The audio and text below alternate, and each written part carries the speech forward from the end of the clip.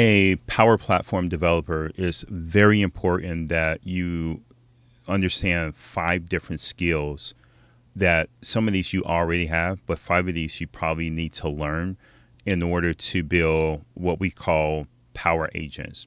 Power Agents are AI agents built on the Power Platform in Microsoft 365 and Azure AI.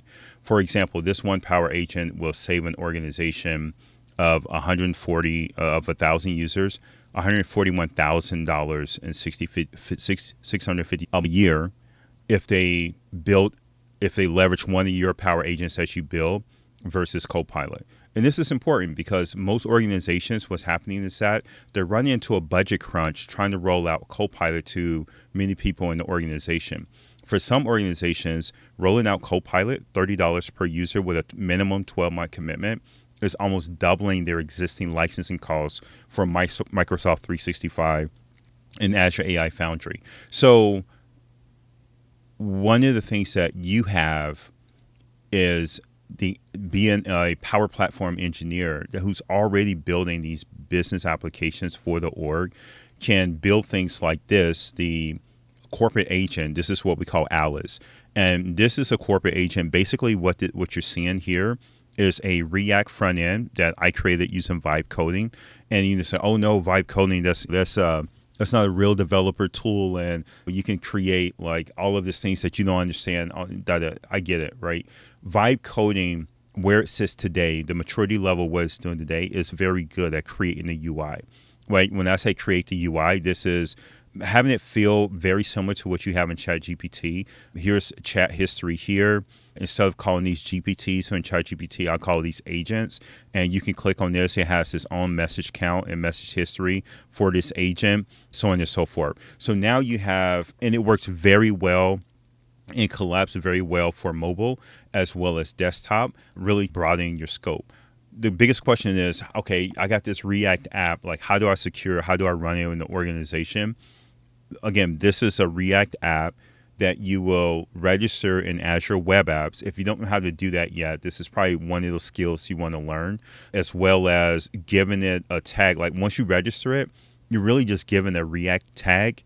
You give that tag to the LLM, and basically what that does is force users to authenticate in order to use it, authenticate with their Microsoft 365 account.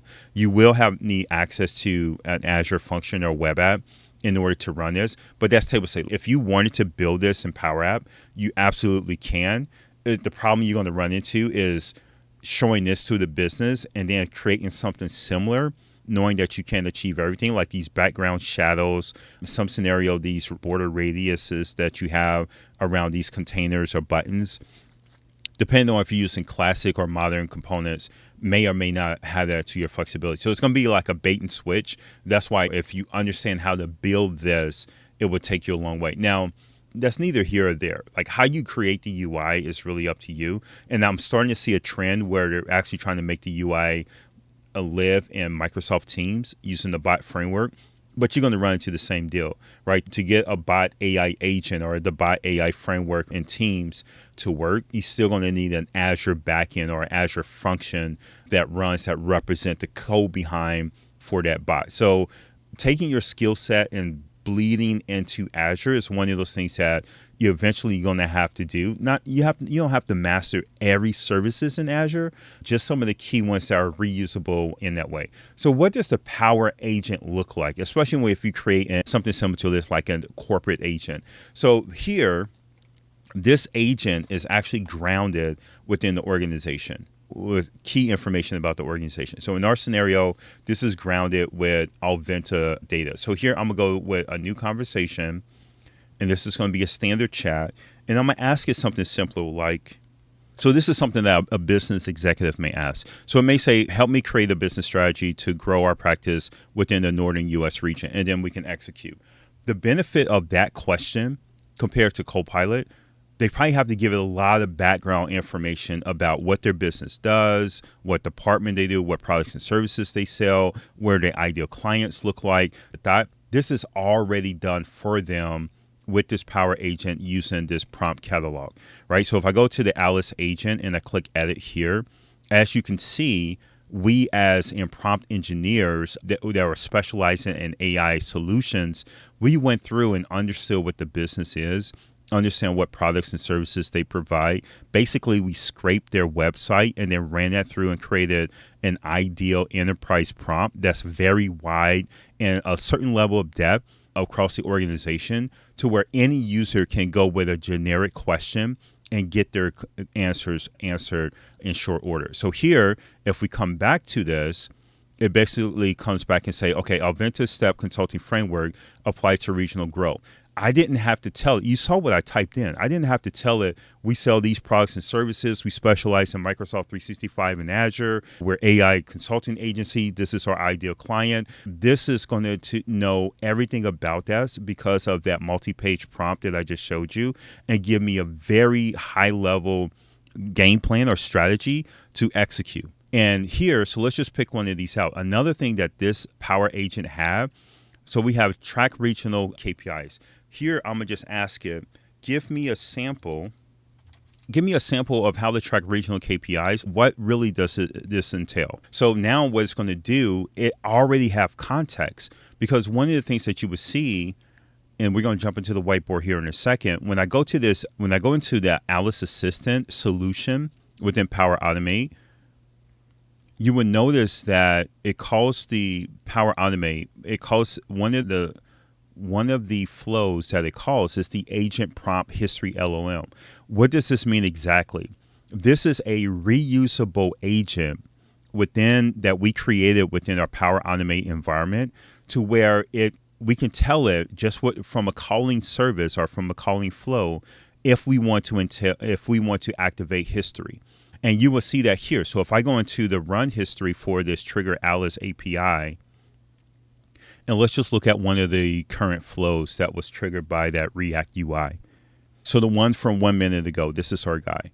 So if I come in here, and if I look at the run history, so if I look at the output here, so give me a sample of how the tracking regional came, like what exactly does entail. This is calling based on the message type, this reusable flow for new messages. So here, if I go here under new messages, this is my Alice new message. I separate the two. Now understand what I'm doing here.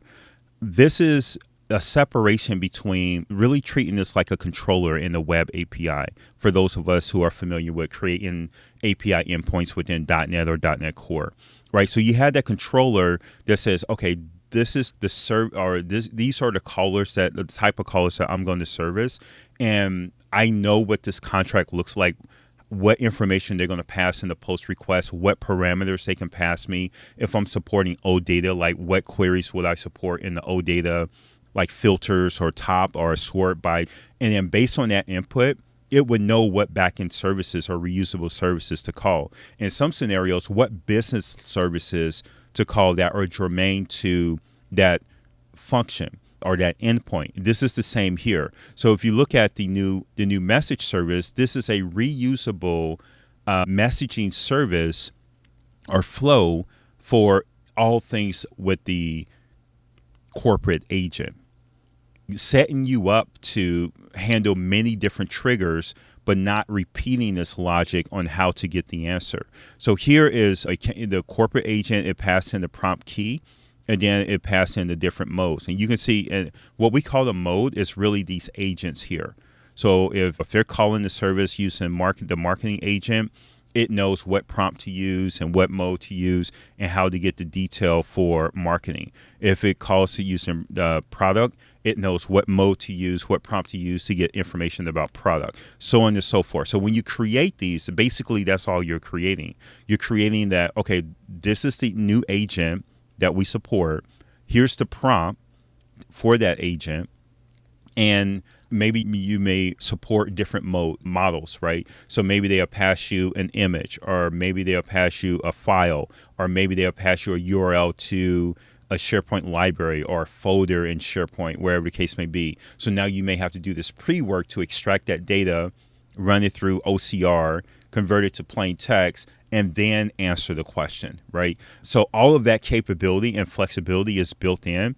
And these are the type of skill sets that you will have to grow, like how to build your solution in a reusable way, separating your business logic flows from your reusable AI services flow. And when we say reusable AI services flow, let's look at the AI agent core.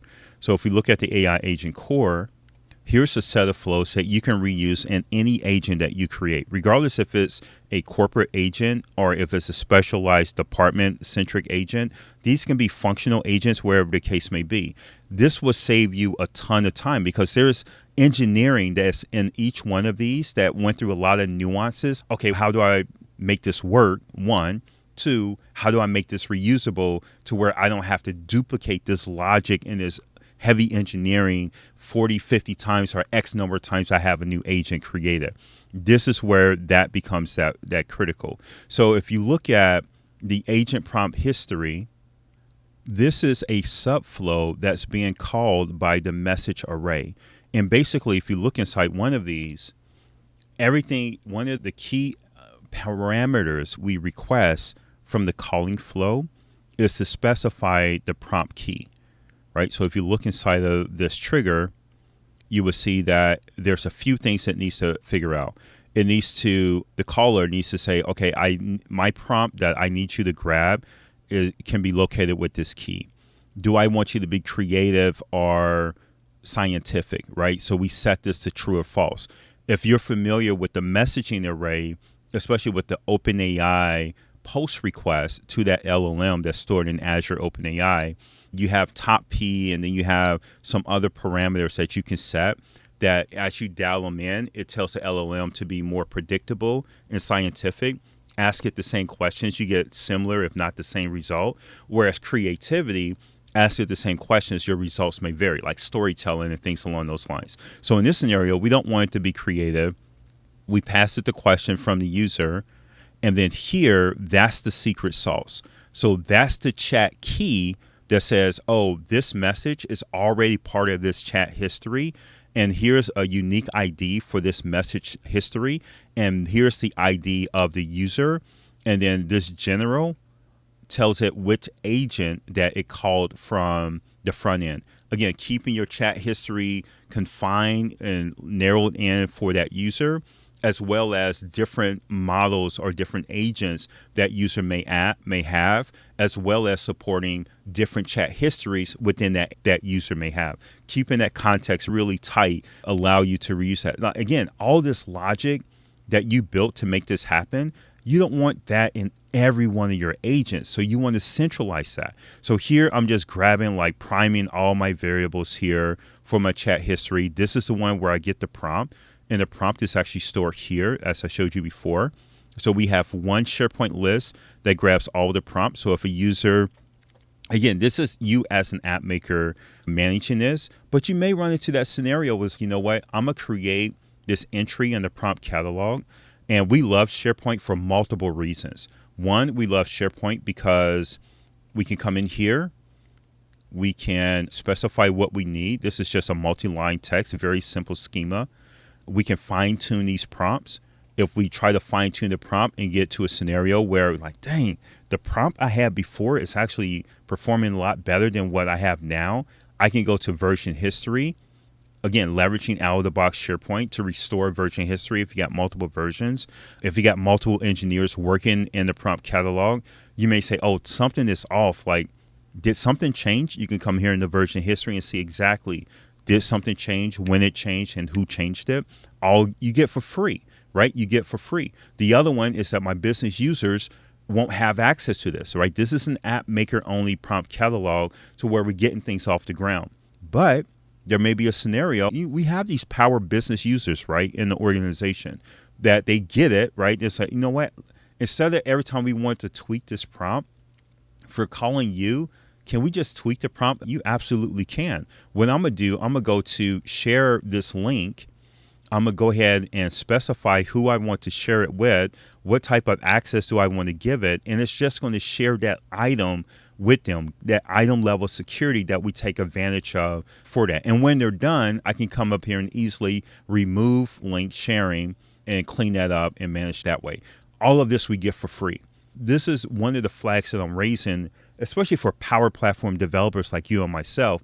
We've already got these skill sets. We've already been working with SharePoint. We've already been working with Dataverse. We already know how to integrate with Azure SQL, on-prem SQL, Oracle, Cosmos DB, all these pro data sources, as well as document libraries and blob storage and Azure and so on and so forth.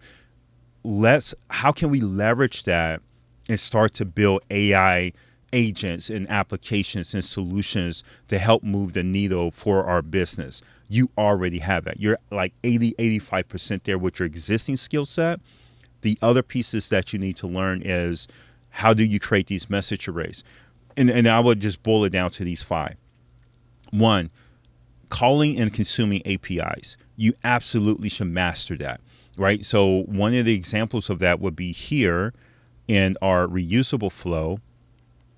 Get Azure AI responses. If you get inside of this, every call from any agent is going to call this flow, because there is a fair amount of engineering that's needed to get this right. So you have specify your different endpoints. You have your different keys for the endpoint. Remember, I talked about, is it creative or not? I'm playing around with the different values for temperature and top P. And it's a combination of both. It's not one or the other. It's a combination of the both. Max number of tokens I want to respond. The object response that I get. Here, this is where I encapsulate and I mask the different LLM types. If it's many, I'm going to call one endpoint in Azure OpenAI. If it's reasoning, it may be a different endpoint. If it's research, it may be a different endpoint. A lot of this may collapse into one endpoint or maybe one or two with the new model and the new way of consuming chat completion with GPT-5. And again, this allows you to scale.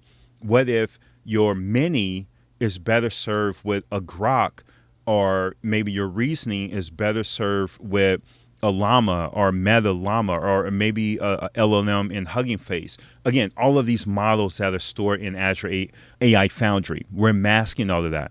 And then here's my HTTP request, how I process that request, how I consume that request, and then how I process the output of that, and then my contract of how I respond. One of the things I don't have here that we can easily add is the tracking, it's the logging, right? When you want to log, what was the original question? What was the response from the AI? How many tokens were used for the prompt? How many tokens were used in the response? And then go from start logging that. And could you use the SharePoint list for that? Yes. Do you want to use something more robust, maybe like Dataverse or SQL? Maybe. It doesn't matter, because you can encapsulate, make that change here and not impact the other 20, 40, 50, 100 agents that you have calling this reusable service. Another thing to consider, right now I'm showing all of this using Power Automate. Ideal, this probably should be like Logic apps or something along those lines, right? So again, like shifting this over, refactoring these pieces, because it's in your core services layer. When you look at these, right now it's these 5, you can refactor here, and as long as you keep your contracts to get the same, like all of that would flow into it, minimizing where you make your maintenance updates, having control of responding to the advancements in AI and the models, and then making your updates here. This is the power that you start to get with the Power Agents, right? So how does this look from a whiteboard perspective? Here, we have some type of front-end UI. Again, I like the React vibe coding UI because I can get a much richer experience than Power Automate, than Power Apps. And then here, once I have my UI, again, this could be anything. This could be Power Apps. This could be React or Vue or Angular, whatever the case may be. This could be Microsoft Teams using the Microsoft Teams AI bot framework, right? This could be Copilot. It could be your subflow or your calling flow within Copilot. You have a lot of flexibility on how they get into your ecosystem, right? On the other side, you're going to have in Power Automate your business layer to represent a particular agent, right? So here's your Power Automate business layer. And you saw in my business layer, I had one for the trigger, right? And this is the HTTP trigger. And basically this exposed this as an API. So anyone, anything can call this endpoint, pass the right data as a post request and trigger this. And then the response would be an AI enriched response, right? I love this flexibility because what this creates is not only your UI UX, but any downstream process that may say, oh, okay, I need to do X. I'm just make it up. You're creating proposals for a group, right? So they have the question, the same that we just did with that corporate agent of, okay, here's the request for the proposal. Let me pass it to this agent that is primed and specialized to generate proposals based on the products and services that we sell, based on the technology framework that we work within for our aligned target client, and then respond back with a bunch of text, right? And then just because you get plain text, now you may run that through another LLM that specializes in rendering our output. Do they want to use Markdown, or do they want to use HTML, or do they want to use something that's common or more compliant with Microsoft Word, whatever that may be? How to format your headers and your bullet points and your citations and your underline and your text and your fonts and that. Maybe they're using or dropping that into a template, right? So in a template, you may have placeholders in Microsoft Word to where you expect certain text to be within a placeholder because they have a design system on how to do your bullets and your outlines and all this other good stuff. Run that through an output, tell it exactly what you want, and the response will be a JSON, and where it will categorize and group the different sections of that template on how to implement that. You have a lot of flexibility here on how you want to implement that. So here, next, so that's going to be my calling flow, is my reusable new message for that particular agent. That's what you see here, right? So this this service new message, this is the flow that takes just really plain text in. So if you go into one of the run histories here, you can see the input for that new message flow. It has the message that you want to get an answer to. Which mode are you saying? Standard? Do you need deep reasoning? Do you need web research? What prompt? And if you need chat history. If you don't need chat history, your chat history will be empty, right? So now it knows not to generate chat history, and this message is a one and done. You're not keeping it, you're not saving it. And that's important because that will help you with optimizing your token usage if you don't need chat history and you're not building that up. Once it has that, it calls our reusable LLM and then a response. Look, very simple flow, right? Again, that business layer, usually the closer you are to the UX, the more simple these should be. The heavy lift is in this reusable core, right? So what you saw here with this new message, all it did was call a reusable flow, and that's where all the heavy lifting is on. It goes and grab the prompt. And once it returns the prompt, it goes and it starts building up the message array. And then once it builds up the message array, it calls the LLM. And then it needs to pass the LLM. If it's standard, your message array, if it needs to be creative, all these other stuff. And then it goes and calls based on what you're requesting, goes and calls the endpoint that's stored in Azure. Azure will process that like any natural LLM, return the response, and then this returns a response, and this returns a response, and then your UI gets the response, right? Now, in these responses, the one thing that you should be thinking about, not saying that you have to do this day one, depending on the industry you're in, you may want to start putting some safety checks here, right? And when I say safety checks, you're already going to have Azure AI safety here as far as some of the general safety concerns that they may have. But for like healthcare, you may want to check here to make sure you're not exposing birthdays, you're not exposing social security numbers, you may not be exposing account numbers, or you may not be exposing tax IDs and things like that. So this is where the filter will go in. You can also leverage this filter or quality check to look at, hey, they asked for this the AI returned this, is that in alignment to what they're expecting. So almost like a quality check. And that could be a very generic prompt. And if it's not a quality check, you can say, I saw your response, double check your answer. And then it goes and call it LLM at this level versus restarting here. The restart is here because that's where your quality check is. And your caller does have no clue that these checks are happening in the background. This allows you to rebuild that. And if you want those checks, you can put it in the hands of the caller the same way that we have the is creative, conduct quality check. And if it is yes, maybe they conduct quality check, and this is the prompt key I want you to use for that quality check, allowing your caller, the business layer, to have control of how you QA, what you want to QA, and how many retries do you want them to get it right before you return a response. All of this capability, all of this scale, all this flexibility you have baked in this model. One of the things that I'm seeing a lot of engineers do is to go out there and try to learn a lot of this new AI pieces that really doesn't pertain to us. You already have a leg up. You're actually going backwards, ignoring the skill set that you already built on the Power Platform, trying to reimagine that and reskill up on a new set of technology suite just to get back to the starting point that you started with, exploring this new technology. And it's going to be watered down, and you may have gaps on an enterprise lifecycle scale. What do I mean by that? Enterprise lifecycle scale as in, how do you build an Azure AI agent framework that's separate from dev, QA, and production?